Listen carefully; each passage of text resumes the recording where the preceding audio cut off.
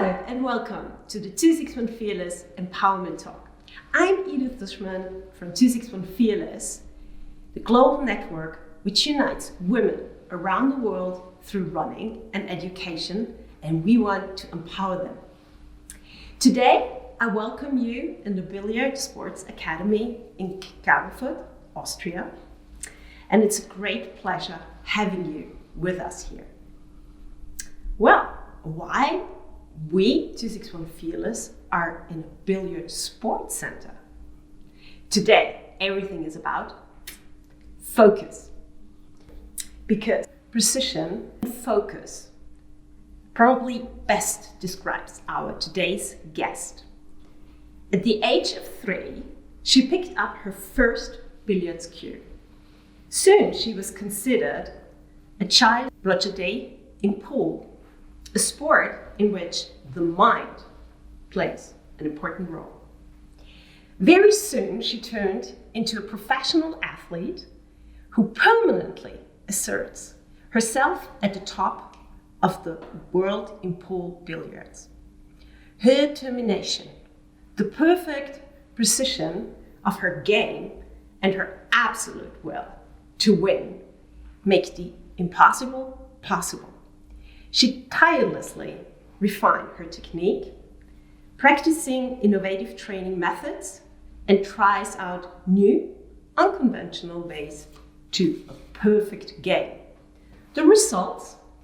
She won the World Championship title in 2010, ranked 3rd in the Men's World Champion, and won 59 European Champion medals. She is the most successful female billiard player in the world, celebrated in the United States, and became a superstar in China. Welcome, Jasmin Ouschan.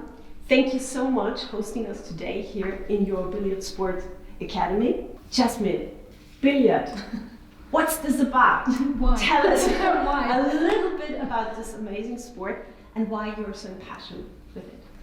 Well, first of all, thank you for that introduction, because it's always great to hear that. And when somebody lists my success, then I always have to start smiling, because it feels so unreal. But yeah, you're right. I started at a very early age, and to be honest, it was like a family sport. My dad played, my uncle played. We had a club in Klagenfurt here, and when you look at this table with these colored balls, especially as a little child, this is fascinating. So my mom always told me that I was playing for hours and hours and hours, and at the age of 6, 7, I was finally tall enough for the sport, so I immediately started playing at the club.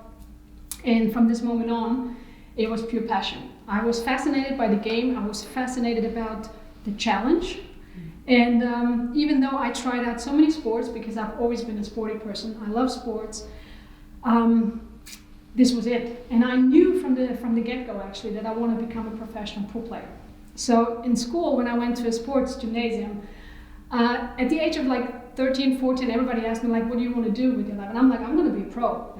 I know I'm talented, and I want to see how far I can bring my talent. I knew this was tough, and everybody looked at me like, that's a tough thing to do, not only in sports, but also in billiards. But I knew I had something in me, and I wanted to see how far I can bring it, and to live from your sport, from your passion. I thought this is the best thing that can happen to you. So so from then on, I'm basically trying to find the perfect game, the perfect match, the perfect performance. Of course, I want to win titles, that's what drives me, but also knowing that I have skills, I have a talent, and I want to bring it as far as I can. And even though I've been playing for so long now, I'm still working every day to find out how can I get better, how can I work on my skills, and how can I bring the best performance to the table. I'm standing at a table every time trying to find solutions, basically. This is what I do in billiards. I have, every layout is different. I'm standing there, I'm just inside this table, everything else just is gone around me. I don't really know what's happening, and I'm just trying to find a solution and bring my best game to the table. And I haven't done it yet, so I'm still very motivated to find it. Still aims there. So you said it's about focus, you try to find the perfect game, being focused. How are you able to get to this point? What helps you to get the focus? I think it's very important to know what you want. What is your goal? And what is the thing that you need to do in this moment right now? It's about being in the moment. It's about being just in this process, you know. And this sounds very easy, but everybody knows what it feels like when you have negative thoughts, when you are distracted, when you are thinking about what you have to do today, and about problems and so on and so on. And trust me, when you get older, of course, even in sports, even though you know so much about yourself and you've practiced so much, it doesn't get easier at all. So I'm standing there, and basically all I do is I'm trying to find this relaxed focus, I call it, because it's not something that you push yourself into. It's kind of that relaxed focus where everything falls into place, where all of a sudden every solution is clear. You know what to do, you know how to do it. You are tense, but you are not overly nervous. You feel the pressure, but it's not too much, because pressure is something, you need pressure to create diamonds, right? So this is what I love about it. So I'm trying to find this, everybody calls it flow. I think everybody in sports knows that, when everything falls into place. And I think it's my job to get close as often as possible to this flow. And so what I know for now is the process, and the thing that I want to do is what I focus on. It's like the next ball. I explain exactly to myself what I need to do. It's in my head, it's like a monologue. This is what brings me more and more into this focus, knowing what I want and how I can achieve that. And you mentioned an important point, the distraction. So this happens probably to you in a game, in training, perhaps in championships, but also in daily life. How do you handle the distractions? Well, it's tough, of course. We're all human beings, we're not robots. So there are days, there are matches, there are moments where you just can't find your flow. And I think that's the big skill that I think professional athletes have, is even though you're not feeling well, even though not everything falls into place, you're still performing on a very, very high level. I think this is what I meant before by, yes, flow is great, but I think the job is to get as close as possible even when you're not feeling well. And of course, at a certain point in my career, I realized the mental game is something that I need to work on. Because as a young athlete, I just played. I didn't think about it, you know. And I was very, very successful. But of course, that point in time came where I all of a sudden started losing. And I wasn't number one at all times. You know, I wasn't winning the tournaments that I wanted. Before, I was winning almost everything in when I was a young kid. But then all of a sudden this stopped. So I had to face certain challenges. And that was definitely the mental game.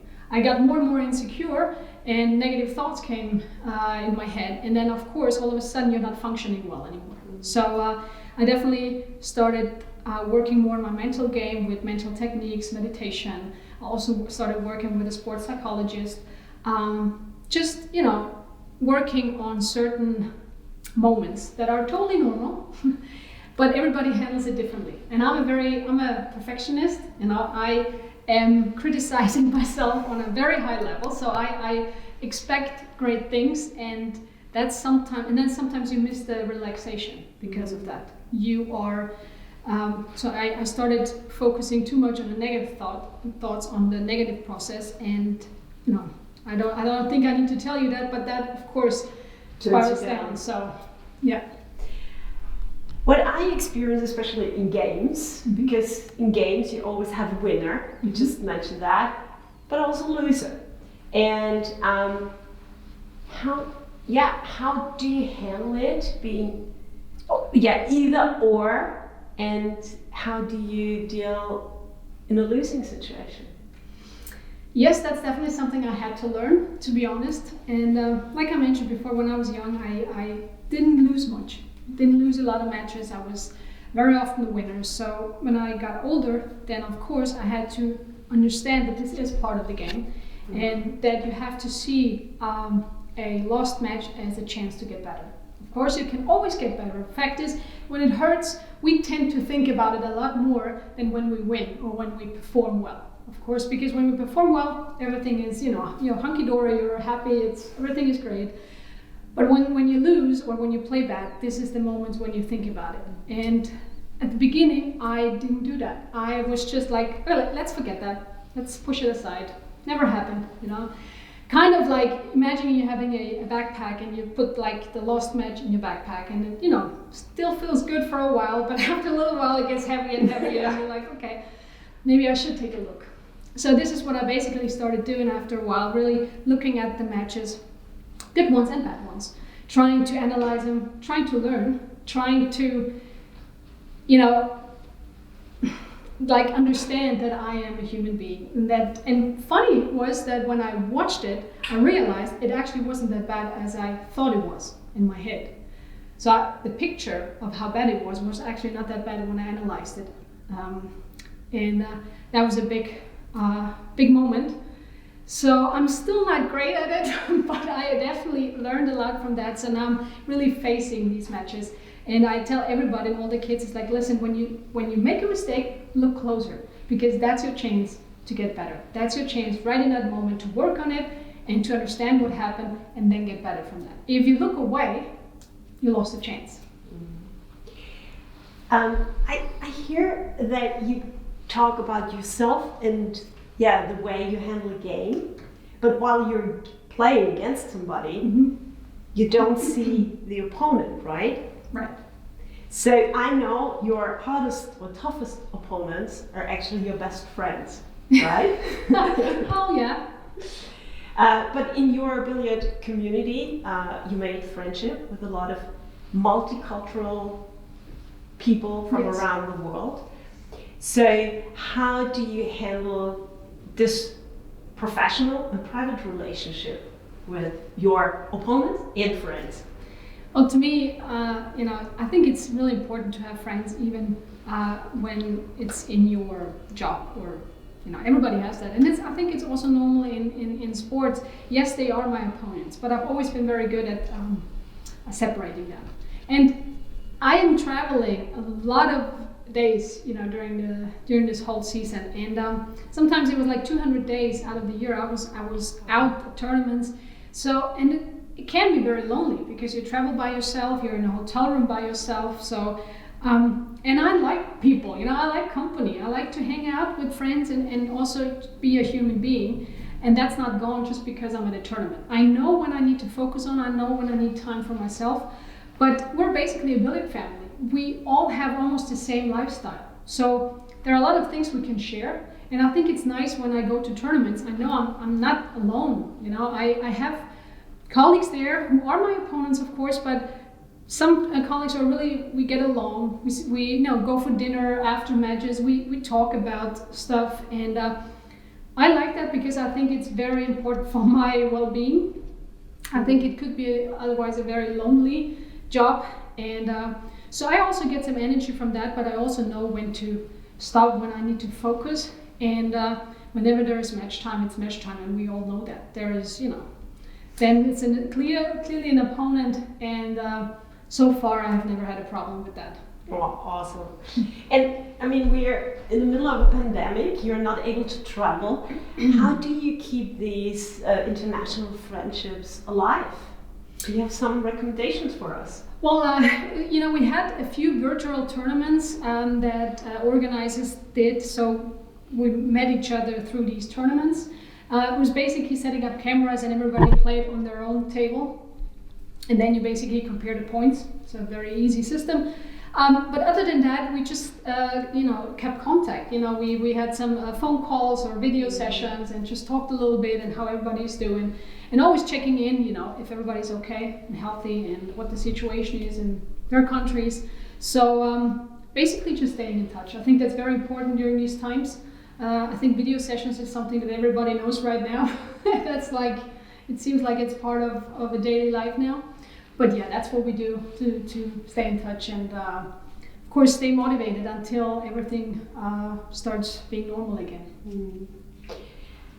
When you think about your sport, and your daily life and also your business life, what were the three main things you could take out of your sport and translate it into your life?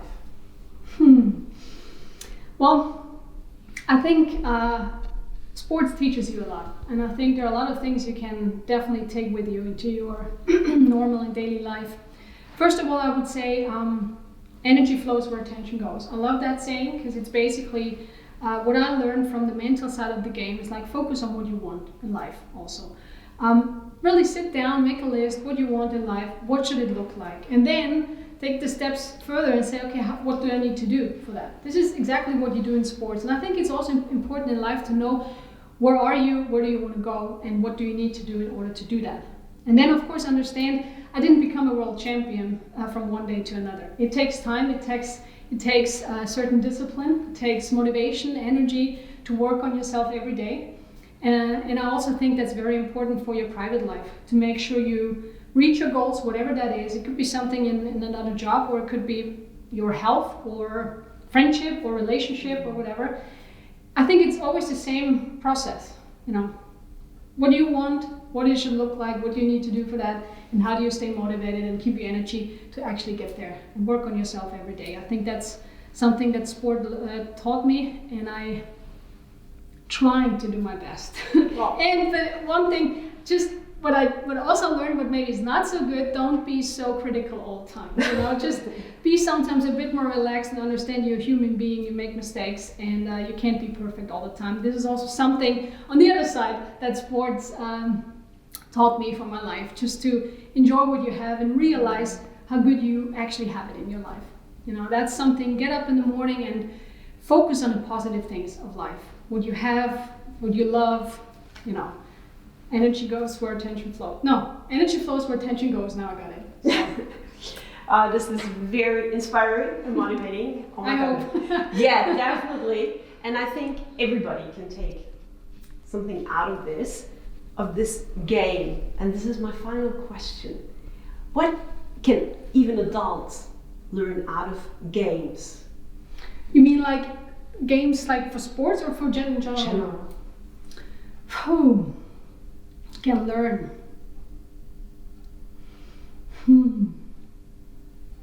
Well, I would say take things one step at a time. What is the thing you need to do right now? Focus on the things right now, what you want, and then take it step by step.